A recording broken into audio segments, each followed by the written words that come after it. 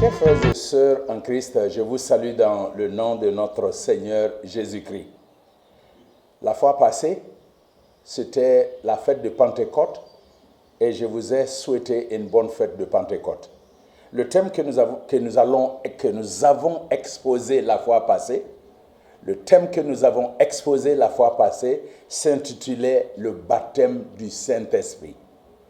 Et ce thème a suscité beaucoup de questions. Et certains ont posé la question de savoir quelle est la différence entre le baptême du Saint-Esprit et la plénitude du Saint-Esprit. C'est pourquoi aujourd'hui, j'aimerais m'étendre sur la plénitude du Saint-Esprit, être rempli du Saint-Esprit de Dieu. Mais d'abord, un petit rappel. Premièrement, c'est que la conversion authentique s'effectue une seule fois dans la vie d'un individu. Dans Jean chapitre 1, verset 12, « À ceux qui ont cru en son nom, il leur a donné le pouvoir de devenir enfants de Dieu. » Et on devient cet enfant de Dieu une seule fois dans notre vie. Et deuxièmement, le baptême du Saint-Esprit, comme on l'a dit, c'est le fait d'être habité permanemment par l'Esprit de Dieu. Et cela s'opère une seule fois dans la vie d'un individu. Comme Jésus l'avait promis dans Jean chapitre 14, verset 15 à 20, vous serez habités par le Saint-Esprit de Dieu.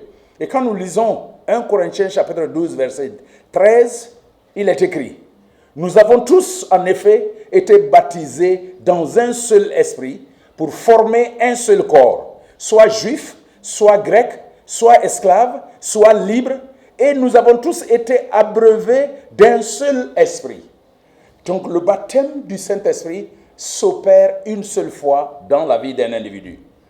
Mais la plénitude de l'Esprit est impérative et continuelle. Qu'est-ce que je veux dire par là?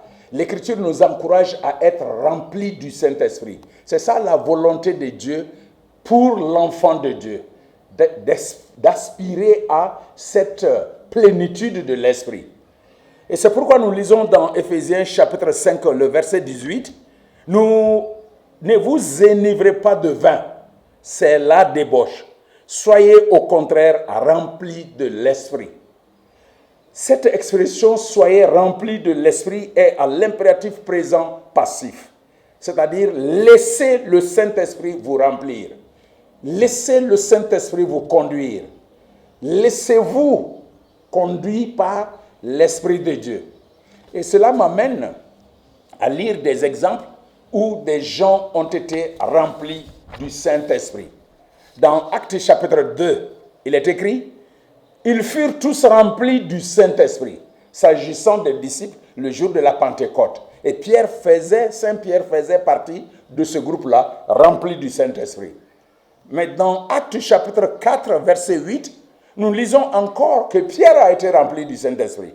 Et il est écrit, « Alors Pierre, rempli du Saint-Esprit, s'est mis à prêcher. » Étant rempli de l'Esprit, il s'est mis à prêcher. Il était rempli de l'Esprit dans Acte 2, 4. Et ici encore, il est rempli de l'Esprit dans Acte chapitre 4, verset 8.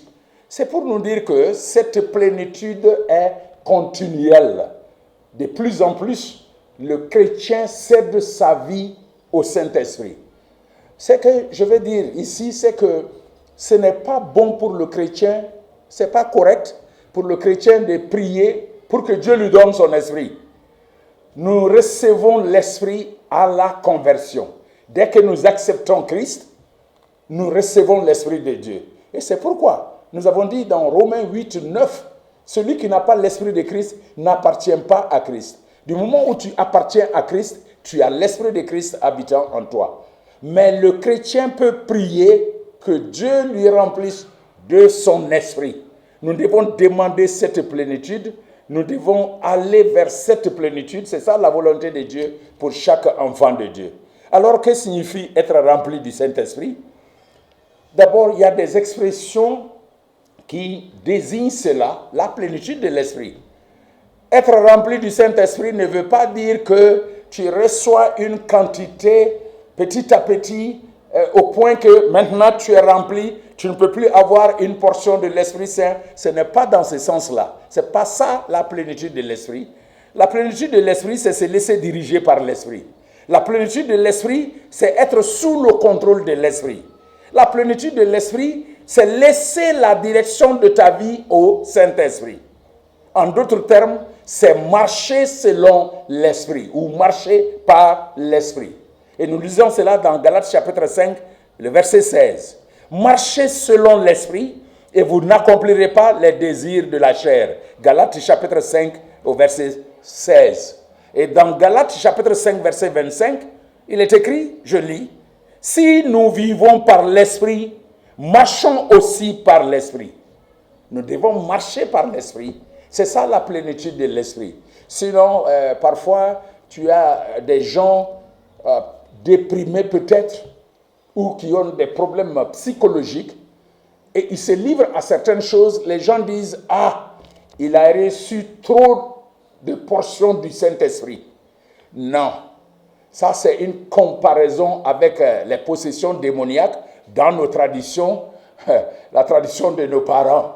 Oui, il a reçu quelque chose, ça l'a dépassé. C'est pourquoi il est comme ça. Ce n'est pas le cas avec le Saint-Esprit. Être rempli, ce n'est pas avoir une portion grande ou bien une portion exagérée au point que tu te livres à des choses. Non, la plénitude, c'est marcher selon l'Esprit, c'est laisser la direction de ta vie à l'autorité du Saint-Esprit. C'est plier à l'autorité du Saint-Esprit.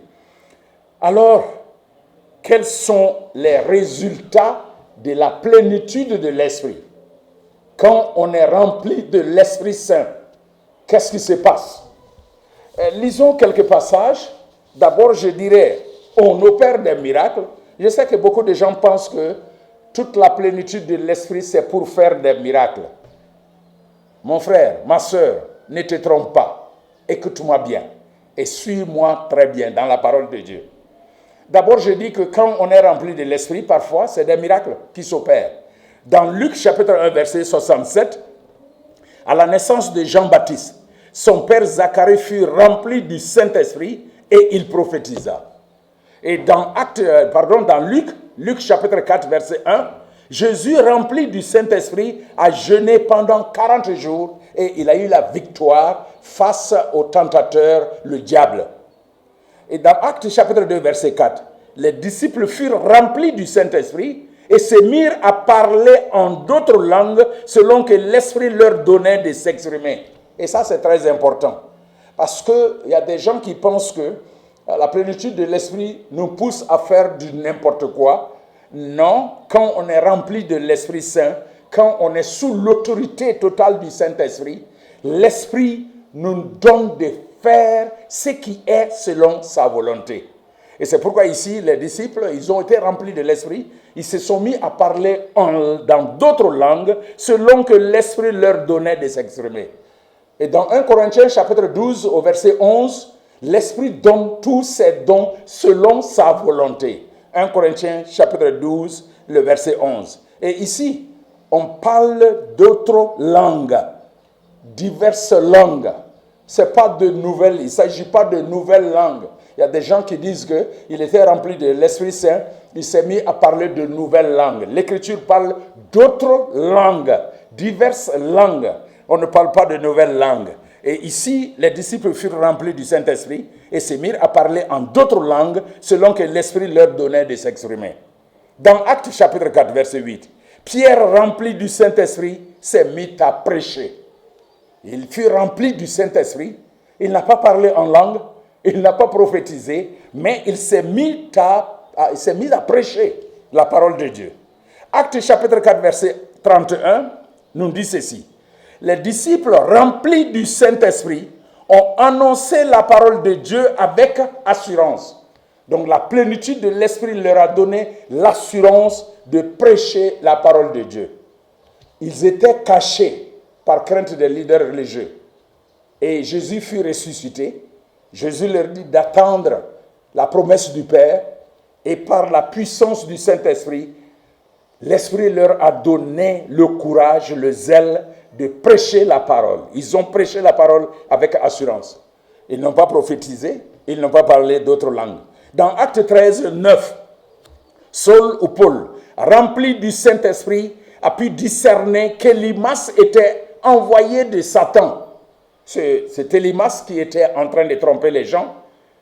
Rempli du Saint-Esprit, Paul a pu discerner que voilà, ce monsieur-là était un envoyé de Satan. Le discernement, grâce à la plénitude de l'Esprit. Et bien sûr, en plus de ces miracles, il y a d'autres œuvres que le Saint-Esprit nous aide à faire grâce à la plénitude, quand on cède à l'autorité du Saint-Esprit. Luc 1, 41, 42, Élisabeth fut remplie du Saint-Esprit. Elle a déclaré Marie et le fruit de son sein béni. C'est ce qu'elle a fait. Et dans Acte 6, verset 5, Étienne, rempli de foi et d'Esprit Saint, fut chargé de la distribution des repas. Oui, frères et sœurs, la distribution des repas étant remplie du Saint-Esprit. Et l'Esprit te dit de faire ce que glorifie le Père, le Fils et le Saint-Esprit. Tu vas me dire que mais être rempli du Saint-Esprit, est-ce que la distribution des repas et des travaux comme ça dans l'Église, est-ce qu'on a besoin de la plénitude de l'Esprit? Acte 6, 5 nous dit que Étienne, avec ses collaborateurs, ont été choisis pour la distribution des repas. Et Étienne a eu ce témoignage, il était rempli de foi et d'Esprit Saint. En conclusion, nous ne devons pas oublier ceci. Il n'est pas dit que quand tu es rempli du Saint-Esprit, tu dois obligatoirement prophétiser. Tu dois obligatoirement parler en langue, d'autres langues. Ce n'est pas ça. Le reste de l'Écriture est là, que la plénitude de l'Esprit, bien sûr, a aidé à pousser certains à parler d'autres langues, a poussé certaines personnes à prophétiser, mais la plénitude aussi a aidé à faire des travaux que certains vont ignorer dans l'Église, mais qui sont d'une importance capitale. La plénitude de l'Esprit a aidé dans ce sens. La plénitude de l'Esprit a aidé les disciples à prêcher avec assurance. Et nous ne devons pas oublier ceci, chers frères et sœurs en Christ.